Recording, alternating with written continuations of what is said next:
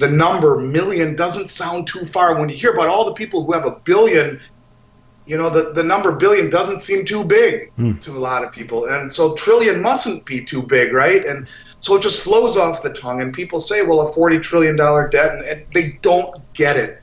Let's talk about it this way. A trillion seconds ago was 31,688 years ago. That's a trillion seconds. So it's very important that people grasp just how big that number is. We have 150 trillion in unfunded liabilities by the government's own estimation: Medicare, Medicaid, Social Security, government, military pensions. The trend can reverse and we're still screwed because we've gone too far down the rabbit hole. That's why some people say it doesn't matter who wins, we're still screwed. And I hope they're wrong, and I hope Trump gets in and changes if nothing else, the culture of Washington. Every gold investor should consider top quality assets partnered with the best in the business, a real portfolio to profit. Gold year to date is up 22%. However, a portfolio that is positioned correctly should be up 155% this year. To learn more about how you can begin to enjoy the bull market in gold, visit crushthestreet.com/fortune. Hello, everyone, and welcome into crushthestreet.com. I'm Kenneth Amaduri, and I'm joined today with Andy Schectman of Miles Franklin. He was recently on the show, and you all know him. He gave us some really good insight, actually, on how to strategically own precious metals, whether it's at your house or at a third-party location, and he gave us some really good insight on that. So I really suggest everyone going back and listening to that interview. He's back again on the show today, and he's actually got a really special announcement for everybody, and we're going to get into that.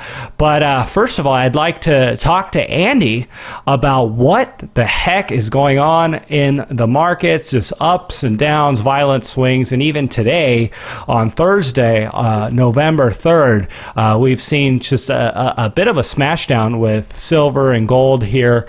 So without any further ado, Andy Schectman, thanks for coming on the show. Good to be here, Ken. I appreciate it very much. Crazy times, that's for darn sure. Yeah, and as a dealer, a precious metals bullion dealer, I mean, what are you seeing on your end with what's been going on the last, let's say, 30 days here with gold and silver and the other metals? I've seen a market that is so volatile that it is really scaring a lot of people in the respect that business is much slower than I would have anticipated right now, in all honesty. I think after 5 years of relentless beatdowns and then a couple of nice days of gains, it doesn't erase the bad memories that people have. And so even though we've seen decent gain this year, I think people are waiting for the shoe to drop, and it's always something. It's always something else that they're waiting for to get them to make a move, because that volatility and that manipulation has done a number on people, and I think that you would expect things to be really crazy right now in terms of the amount of business precious metals dealers are doing, but quite frankly, I think that a lot of people are just right now waiting to see some sort of direction, some sort of confirmation that maybe that the drubbing of the past 5 years is behind us. Wow. Well, and it's incredible how low precious metals are, and you would think people would be much happier to purchase gold at, $1,300 here or $1,250, I mean, not too long ago, and silver here at $18, but instead they were probably pouring into it when silver was $30 and gold was $1,500. I mean, the psychology of that it just blows my mind. And I know we're all humans, we all deal with that psychology, but I mean, what is, and then is that what you're seeing? Yeah, it's an emotional thing, and unfortunately, the reason most people don't succeed in investing is that they wait until the move has been defined. Until it's a group mentality type of thing, and when the group in unison says, well, geez, it's time to jump in, that's when everyone does it. And, the time to move in any given direction in any investment is to buy when people are selling, when the sentiment is at its lowest. That is the time to buy.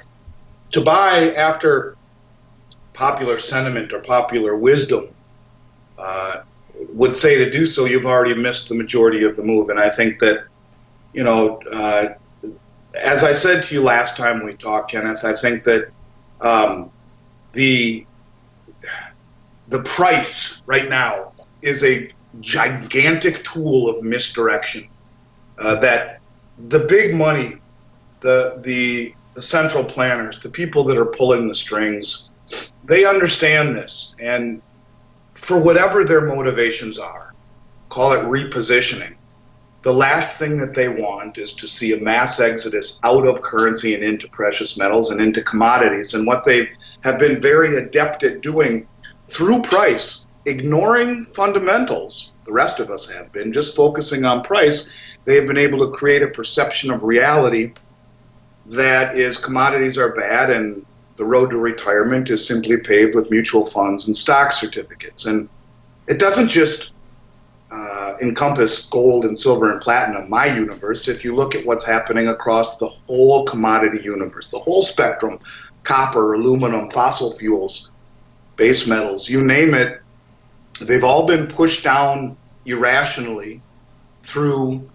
levered futures contracts to create a perception of reality that allows big money to come in and pickpocket through misdirection of price the world's commodities and build a war chest. And if you don't think a company like JP Morgan amassing north of 600 million ounces of physical silver, the largest position the world has ever seen over the last 3 or 4 years, is adept at misdirecting the public through price, you should think again. And they're just one of many who I believe is using price as a means to accumulate the world's wares before everyone realizes in unison that, hey, I need a piece of this pie, and by then the majority of it will already have been put away in the fridge. Well, it does seem like the establishment candidate, Hillary Clinton, is dealing, obviously, the problems with the email investigation, and the market is reacting to that. We're seeing it continue to pull back because it would appear that the market had priced in a Hillary Clinton win, which means the bubble continues to grow and expand, and the JP Morgan, Wall Street, central banks, everything stays the same. And with a potential Trump win, there will be a shakeup in that whole reality. I mean, at least that's the way the market is pricing it and, reacting. I mean, any thoughts on your end, being an insider in the industry? Well, look, I think that no matter what you want to say about Trump as a person, he puts his foot in his mouth a little too much. You could even argue he's the right message in the wrong body. But whatever he is, I would choose him 10 times out of 10 over more of the same corruption and mismanagement of our country and our world reserve currency. And quite frankly, I think regardless of your political inclinations, I think it's when you see the level of deceit and corruption that we're seeing in both her actions as they relate to the email servers, but also as it relates to the Clinton Foundation. And this is all, non-biased information. I find it repugnant to have someone of that character in the office. And what I like most about the prospects of Trump winning is just maybe he allows the markets to be set free from this ridiculous blind eye turned to by the regulators to the overt manipulation. And, as I say in most of my public speeches, we all owe Bill Murphy and Chris Powell of GATA and La Metropole Cafe, mostly GATA, a debt of gratitude for exposing the manipulation and having the courage to stand up for it for all of these years. And if Trump wins, God willing, he throws some people in jail who have created all of these distortions through overt manipulation of the free markets. And as Chris Powell is really famous for saying, there are no free markets anymore, just manipulations.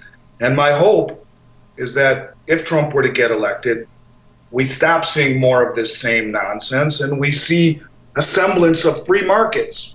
And if that were the case, I can assure you this, that gold and silver would be priced many times higher than they are now. And then you get those people who talk about, gold being pegged to a new gold-backed dollar or world reserve currency. Well, if it were set free to trade where it should be,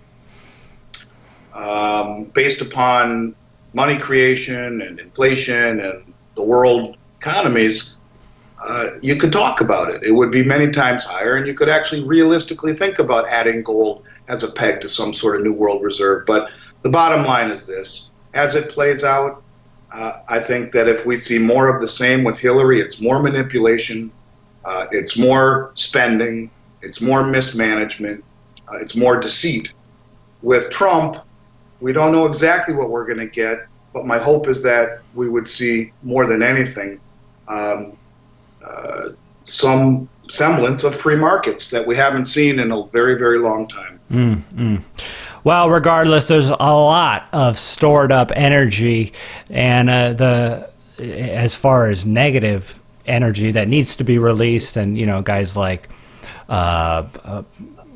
what's his name, Mike Maloney and Jim Rickards, David Stockman, they all talk about it. Even Andy Hoffman, that hey, the markets need to correct, and precious metals are going to be the beneficiary of this. And obviously, you're a dealer, and I want to actually ask you. You had a special announcement for everybody. Everyone knows you as a really respectable bullion dealer, been in business for many, many years, treated your clients right, no complaints, and you know what? You guys got something really revolutionary here for everyone, and I want my audience to know about it.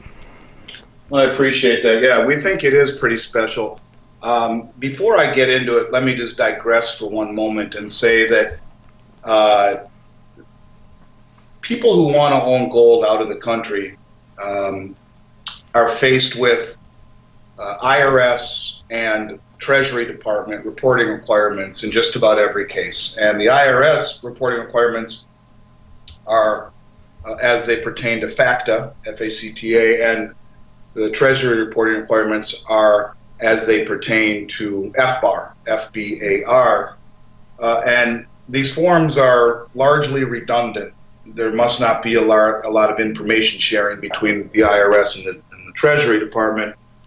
But these forms say very clearly that if you own gold outside the United States, the only way that there is no reporting is if they are held in a non-financial institution like Brinks and are directly held.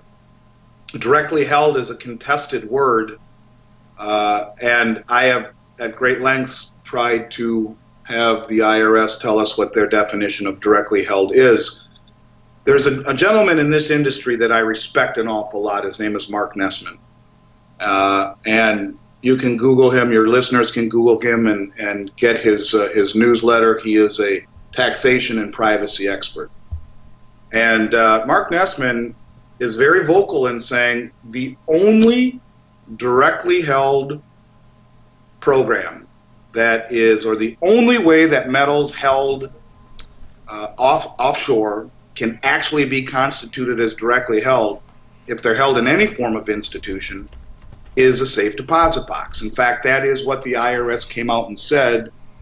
If your listeners were to Google FBAR FACTA comparison chart, you would see the IRS came out with a chart saying gold held out of the country, directly held in a non-financial institution, is compliant to both FACTA and FBAR, and the one example they give is a safe deposit box in a non-financial institution. Well, before November 1st, a day ago, 2 days ago, that program did not exist anywhere that I know of, other than Das Safe in Austria. It's the only one that I know of that is a non-financial institution safe deposit box, fully insured. That is now what we have on an exclusive arrangement with Brinks Canada. We have safe deposit boxes fully insured in Toronto Brinks and in Vancouver Brinks, boxes of various sizes, 260 boxes, where the contents are fully insured. They're state-of-the-art, brand new safe deposit boxes, one key only. The client gets the key and the spare key, gets a certificate of what's inside the box, fully insured by Lloyd's of London, and now has access to go up and put things in or pull things out, or if not able to do so, can send the key directly to Brinks, have the business transacted under camera, and the key, a new certificate, and whatever product or funds sent back to the client. So it's what we feel is one of a kind in the industry. It is 100% invisible in terms of IRS and Treasury reporting requirements, completely and totally legally, most importantly, of course. And it is the first time that we've seen anything like this in terms of access to a non-financial institution like Brinks with a safe deposit box. So we're very, very excited about it. And people looking to get gold and silver out of the country without having to do any annualized reporting should check it out. Well, that's interesting. And is it only gold and silver that's allowed to go in those safe deposit boxes? Actually, a little remiss in saying that. It's gold and platinum in the safe deposit boxes. Silver would go into the segregated account. Silver is too big to go into the boxes.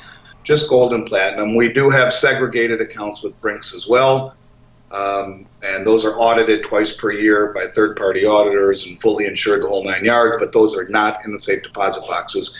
For your listeners who have bank accounts in Canada, if you have a bank account in Canada, we can arrange to have Brinks pick up bundles of cash and have them stored in the safe deposit boxes. The people coming into the facility are not allowed to put cash into the box. They would be allowed to take it out, but would not be allowed to put cash in. It would have to come from a Brinks pickup at the bank in a shrink-wrapped package, and we can help them do that, but it has to be with a Canadian bank. We can't do that here in the U.S. Wow, interesting. Wow, so really a lot of opportunity for diversification. Again, your risk having it in another country, if your concern is your own local government, of course. Andy, so when it comes to, when can people do this? Is it as soon as now? And what does it cost to do something like this? And why should people take advantage of it? Well, you can check out our website dedicated to this at privatesafedepositboxes.net, privatesafedepositboxes.net. And there's an FAQ that'll answer all your questions. But I think the reason to do it is less about confiscation and more about the possibilities of currency control. And I say currency control because in the scenario where the dollar starts to rapidly lose value for whatever reason, let's say our creditors start dumping dollars. We aggravate someone and they start dumping dollars and selling treasuries rapidly, and you see interest rates spiking and the dollar falling precipitously. The first thing that would happen would be the borders would be closed to get money out of the country. And the reason they do that, Kenneth, is that when you're exchanging U.S. dollars for any other currency, you're not just making an exchange, you're selling dollars to buy something else, which exacerbates the fall, exacerbates the velocity, and exacerbates the problem. So if the you-know-what hits the fan, long before they come after gold, which I believe is checkmate at best, because for them to come in and try to take people's gold would be ludicrous when the rest of the world, including communist China, is promoting it and endorsing it to their citizens. If our country were to come in and try to take gold through eminent domain, in a world where one out of a few hundred in this country even own any gold at all, in 1933 when Roosevelt did it, everyone owned gold. It was part of the currency, but now it would signal. If our creditors feared that type of nationalization of assets, everything we know of in this country would be gone. The world reserve currency, the center of free trade, etc. So I think the real reason to have money out of the United States in terms of gold is less about confiscation and local government edict and more about the real chance of the dollar losing value rapidly as it starts out a trickle and ends up a flood. And by the time it starts to happen, roll hard, you will see currency controls, and the inability to get money out of the country would be acute. Having something that has been wealth for 6,000 years, that is not reportable, held in a 100-plus-year-old institution, fully insured and invisible, is really fantastic. And there's one other really cool piece to this that I bet most of your listeners don't know. There are 5 major banks in Canada. I believe there's 5. It's BMO Harris, CIBC, RBC, Scotiabank, and TD. I think those are the 5 banks. Each one of them are mandated to buy back Canadian Maple Leafs, gold and silver, from the public. It's an agreement they have with the mint. So let's say you have, a couple dozen gold Maple Leafs held in your safe deposit box, legally invisible, held in Vancouver or Toronto. You could go across the border, go pick up your gold, and cash them in at the bank. You have options when other people don't. And I choose to not look at gold from an alarmist, worst case, pessimist, black shadow, or black cloud rather, perspective, and look at it from a perspective of keeping my options open and what if. And we live in a world all of a sudden where there's very little to compare it to in terms of where we've been and where we're going. And for that reason, I think you can never have too many options. And having some gold outside the country, privately held, very liquid, with all sorts of options, is a good problem to have and a wise decision to make even in the best of times. Mm-hmm. Well, we've doubled the national debt under Bush. We've doubled the national debt under Obama. And if this trend continues, especially if we deal with another major problem, which we're on the verge of, I mean, this bubble's, really on the verge of bursting here, will be 40 trillion and beyond. Who knows, maybe the next 4 years or for sure in the next 8 years. So, you know what's crazy about that, Kenneth, and I'm glad you say that, because for your listeners who have worked hard, like I have for 28 years, and yourself, we work hard, right? So when you do anything for as long as I have, you hope to become successful. And I, remember being 19 years old in this industry, hoping I could make $1 million someday. And the concept of $1 million when you're starting out as a businessman or woman, it's a lot of money, but it's within reach if you've been doing it a long time, right? So the number million doesn't sound too far. When you hear about all the people who have $1 billion, the number billion doesn't seem too big to a lot of people. And so trillion mustn't be too big, right? And so it just flows off the tongue. And people say, well, a $40 trillion debt, and they don't get it. Let's talk about it this way. 1 trillion seconds ago was 31,688 years ago. That's 1 trillion seconds. So it's very important that people grasp just how big that number is. We have 150 trillion in unfunded liabilities by the government's own estimation: Medicare, Medicaid, Social Security, government, military pensions. The trend can reverse and we're still screwed because we've gone too far down the rabbit hole. The numbers have gotten too big.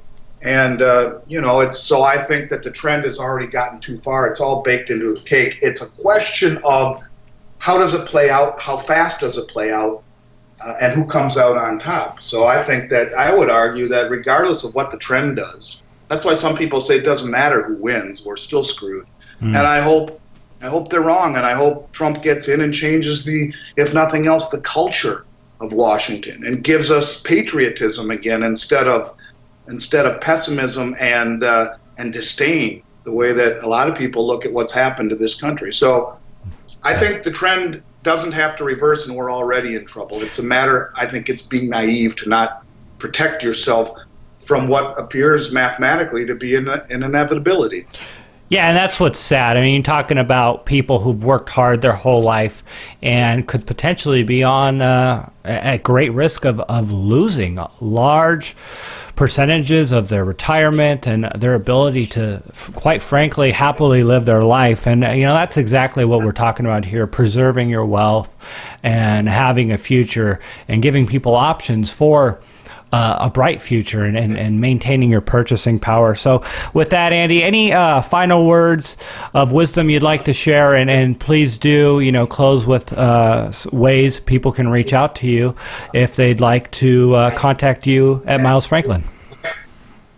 Well, first of all, Kenneth, I want to say that I really appreciate you having me on the show again. And it means a lot. And I'm always willing to come on and bend your ear whenever you have an opening. I thank you for that. Yeah, thank you. Absolutely. As far as Miles Franklin, let me just leave your listeners with one thought, and it's important.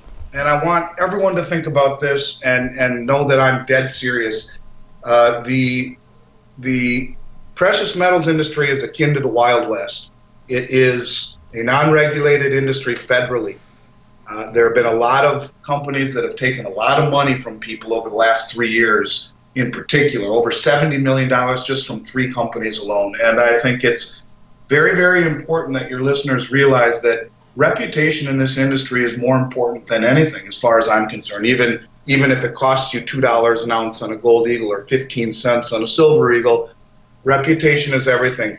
And we have as good of a reputation in this industry as anyone ever has, 27 years and not one complaint. But you know what? The state of Minnesota doesn't care about that.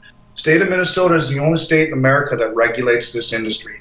We have a very large surety bond in place. We have annualized background checks of every employee in principle and compliance regulations that no one else in the United States has to abide by. And Kenneth, that's probably why over 90% of my competition throughout the United States has boycotted the state of Minnesota. Most of my competitors will not send product into the state of Minnesota because they too would have to be compliant and subservient to the Minnesota state regulations.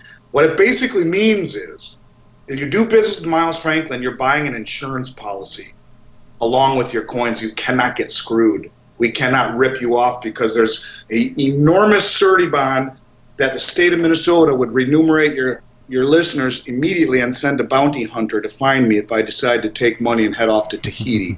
And as tongue-in-cheek as that sounds, in the last 3 years, literally over $70 million from 3 companies have been taken, and I think it's very important to keep that in mind. As far as how they reach us, so the private safe deposit boxes.net is our new program.